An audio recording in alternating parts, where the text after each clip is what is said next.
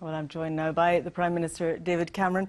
Prime Minister, does it give you pause for thought that there's apparent rejoicing in the Yes campaign that you've come to Scotland? They say you're a liability to the Unionist cause. Well, I think it's interesting they want to talk about the process rather than talk about the issues. I mean, I think people in Scotland understand that the independence referendum is a very simple and straightforward question. It's not about me, it's not about the Conservatives, it's not about the government.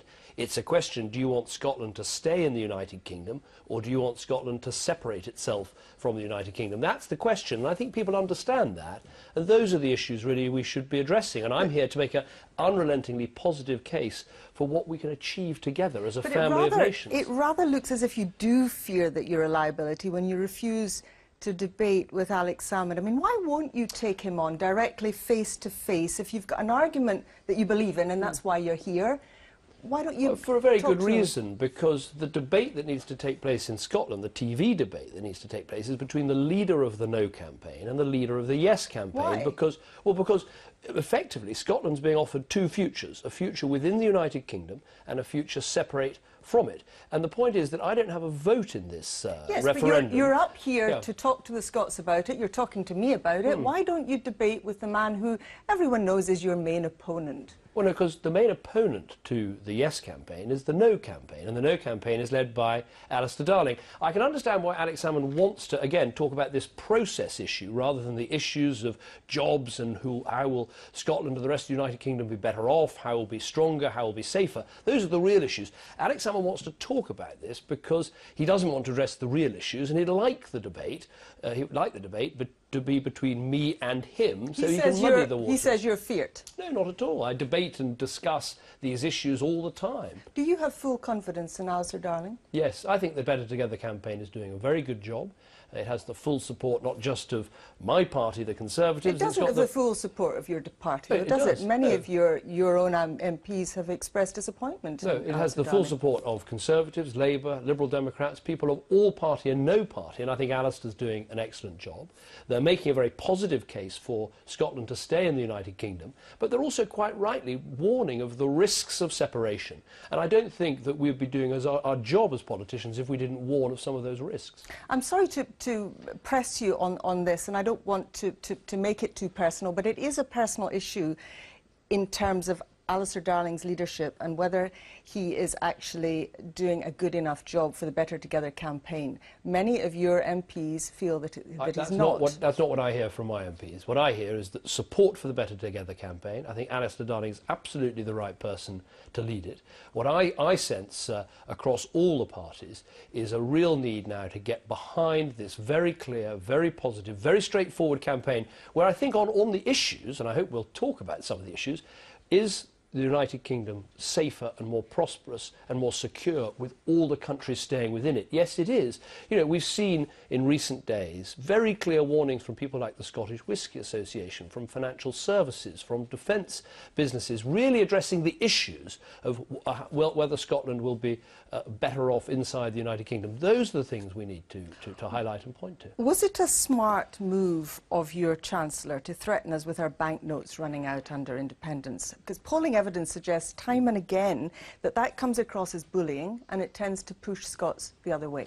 I don't agree with that. I mean, look, there's a great advantage of being in the United Kingdom is we share a currency, the pound sterling. It's been a success, and if we all stay together in the United Kingdom, we'll keep that currency as our currency. But I think it's quite right, not only for the Chancellor of the Exchequer, but also you've heard it very clearly from the head of the UK Treasury, the Governor of the Bank of England and others, that the way to retain the single currency for Scotland is to stay in the United Kingdom. And if you leave the United Kingdom, you leave the pound sterling. I think that's a very clear answer. And again, we wouldn't be doing our job properly if we didn't explain both the advantages of staying in the United Kingdom and working together, but also the risks and dangers of separation. Because I think, from everything I hear, people in Scotland want information, they want facts, they want evidence, and then they'll make their decision. They also want to know what will happen after a potential no vote.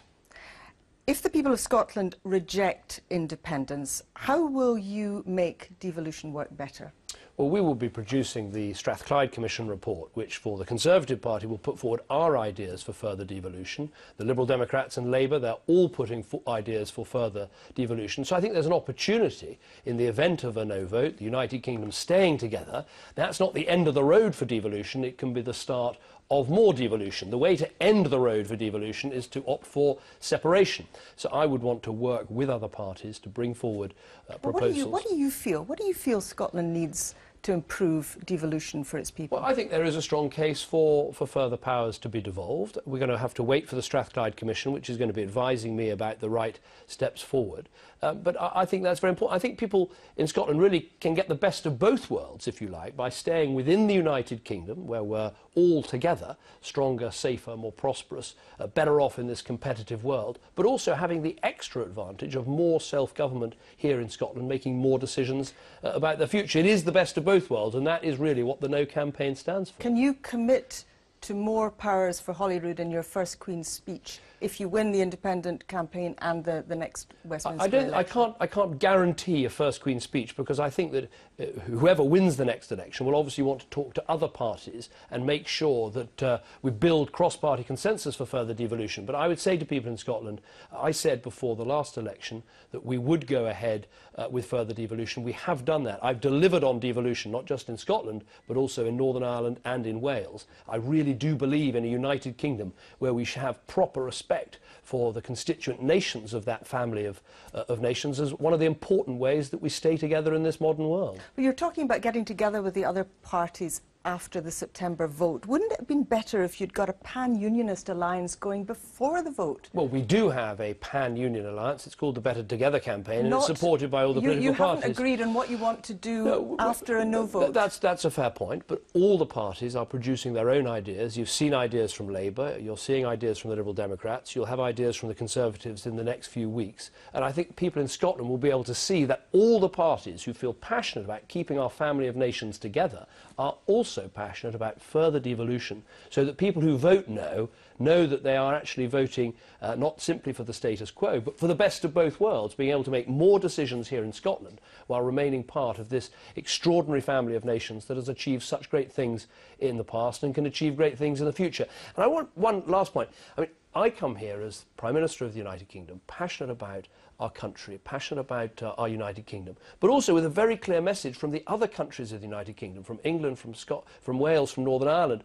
all saying to the Scottish people, don't think we are disinterested in this. We're not. We want you to stay. That is the very clear message I get up and down the country. So you're here to woo us rather than bash us in the head? Well, no, I think it's important. I think Scottish people want to know, does the rest of the United Kingdom care about the outcome of this referendum?